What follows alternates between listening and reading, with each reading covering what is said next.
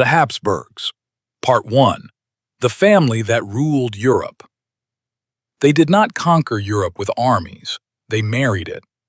For centuries, one family controlled kings, queens, empires, and borders, without standing on battlefields. While others fought wars, the Habsburgs planned weddings. And that changed everything. Most people believe power comes from force, from soldiers, from victories.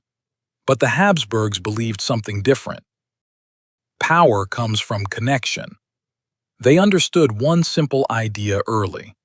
If you control bloodlines, you control the future. Generation after generation, the Habsburgs married into the most powerful royal families of Europe: Spain, Austria, Burgundy, Hungary, Bohemia. Slowly, quietly, Europe became theirs. There is a famous phrase from that time: "Let others wage war, you, happy Austria, marry." This was not romance, this was strategy. While kingdoms destroyed themselves in endless wars, the Habsburgs expanded through family trees. A wedding could give them land, armies, and loyalty, without a single battle. Children were born with crowns waiting for them. Maps changed without blood. From the outside, it looked peaceful. From the inside, it was control. The Habsburgs ruled an empire so large that the sun never set on it.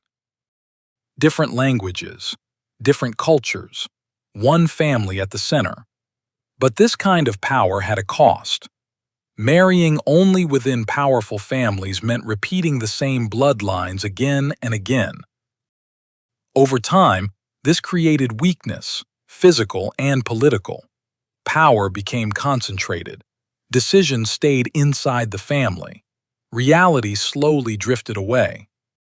Still, for a long time the system worked. Kings feared them. Other families depended on them. Europe moved according to their choices. The Habsburgs were not loud rulers. They were patient. They played the long game. But every system that grows too large faces the same question. What happens when control replaces understanding? This is the story of how one family ruled Europe, not for years, but for centuries. And how quiet power can become the most dangerous kind. Part 2. The family that ruled Europe. For a long time, the Habsburg strategy worked perfectly. Each marriage brought new land. Each child connected another kingdom. Each generation expanded their control.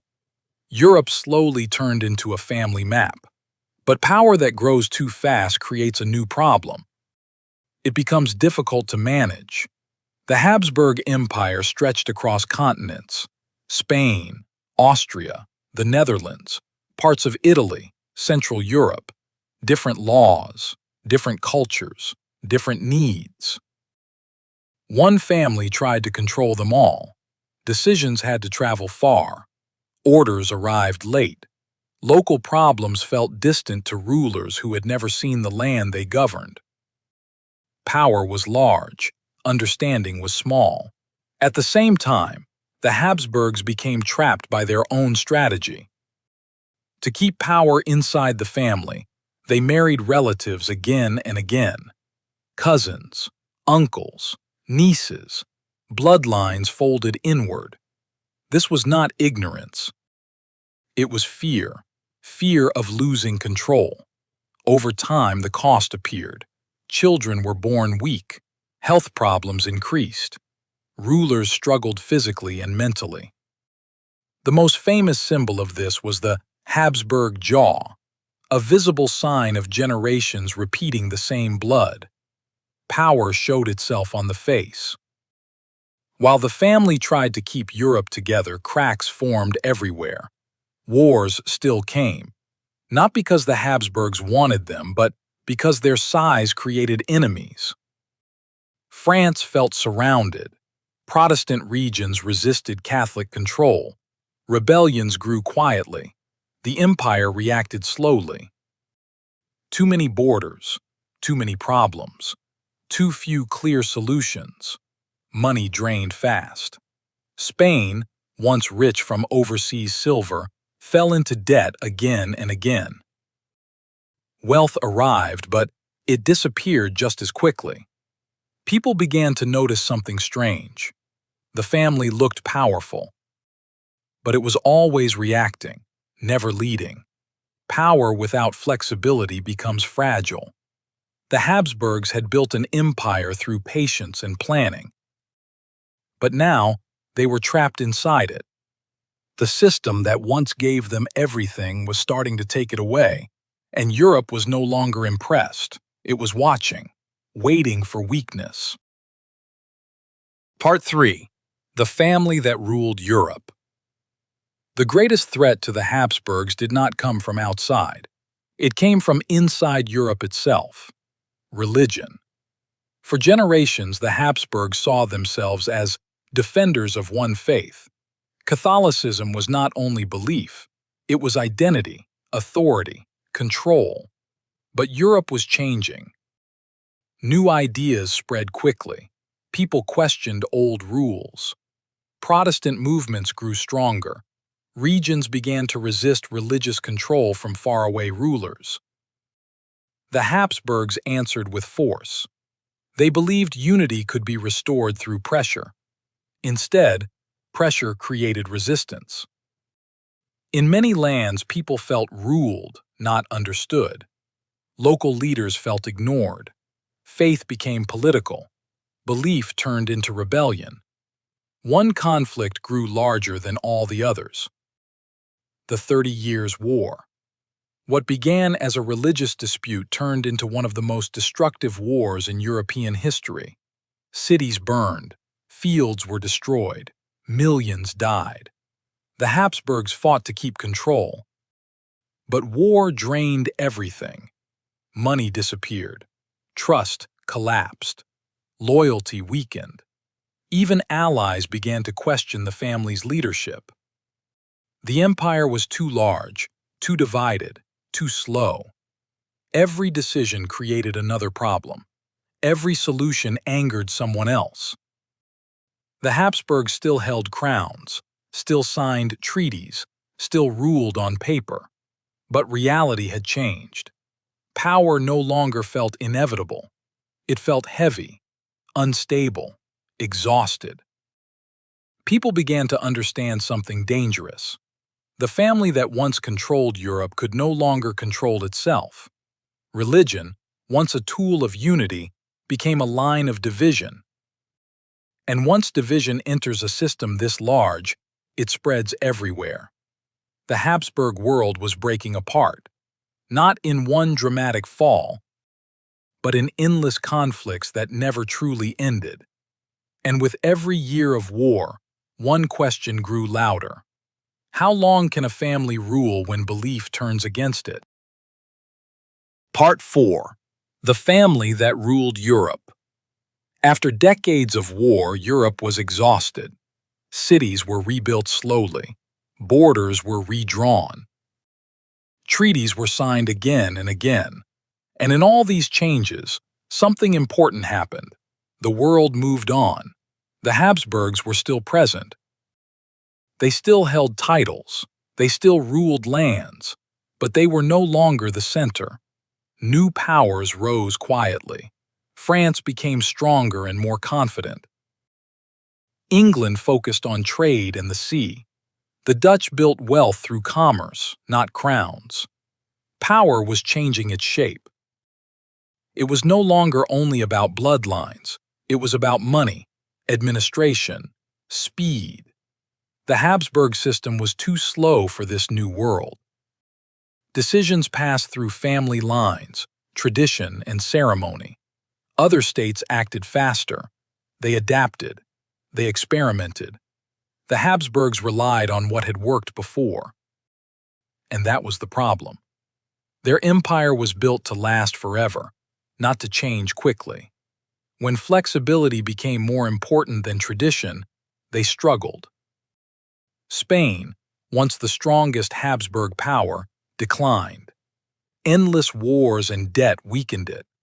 Silver from overseas could no longer save the system. Austria remained, but with reduced influence. The family still ruled, but mostly in name, not direction. Europe no longer waited for Habsburg approval. It negotiated without them. It fought without them. It planned the future elsewhere. This was not a collapse. It was something quieter: irrelevance. The Habsburgs had mastered one form of power: inheritance. But the world had moved toward another: organization and innovation. And history rarely waits for those who refuse to adapt. The family that once ruled Europe found itself watching from the side, still present, still proud, but no longer deciding the course of the continent. Part 5. The family that ruled Europe. The Habsburgs did not disappear quietly. They tried to hold on. They reformed administrations. They modernized parts of the army. They adjusted borders. On paper, the empire still looked impressive, but the foundation was weak. The family was ruling a world that no longer believed in family rule. People wanted representation, efficiency, clear laws, not inheritance. National identity grew stronger. Local cultures demanded recognition. The idea of one family ruling many peoples began to feel outdated. Inside the empire, tension increased. Different regions wanted different futures. Languages divided communities. Loyalty shifted from the dynasty to the nation. The Habsburgs answered with compromise. Too much compromise. Every reform tried to please everyone, and in doing so it satisfied no one completely. The empire became complex, slow, and fragile. Externally, Europe was entering a new age. Industry, capitalism, and modern states changed how power worked. Speed mattered more than tradition. The Habsburg system could not move fast enough. Then came the final pressure: a world war. The First World War did not begin because of the Habsburgs alone, but it ended their world. The empire collapsed under the weight of conflict, nationalism, and exhaustion. In 1918, after centuries of rule, the Habsburg Empire ended. No dramatic execution, no final king standing alone, just dissolution.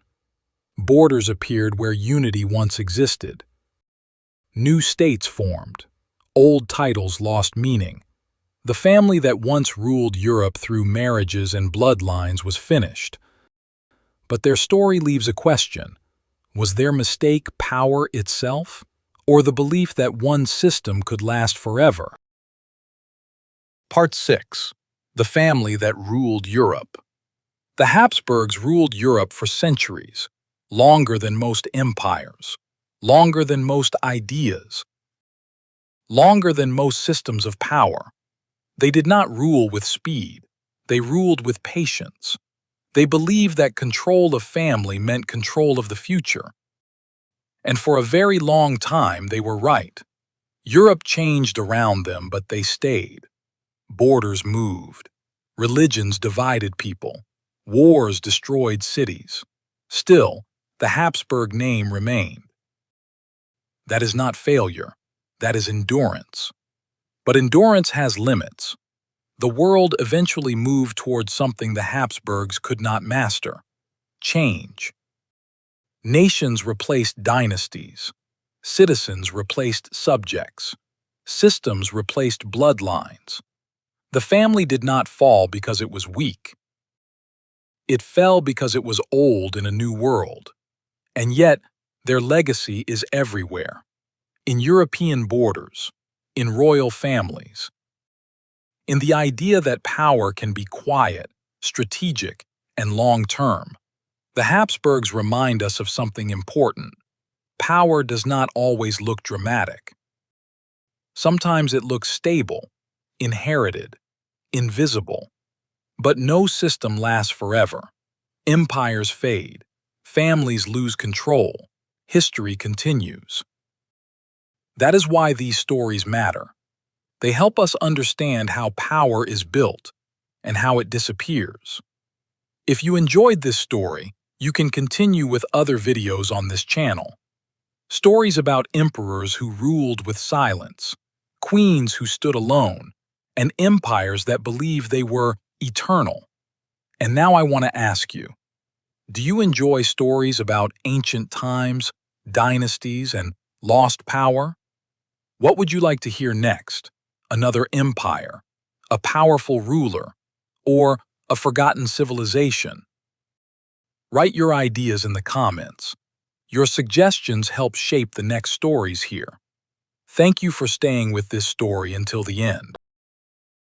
Thanks! Please subscribe and like. Spin a new yarn with us every week. See you there!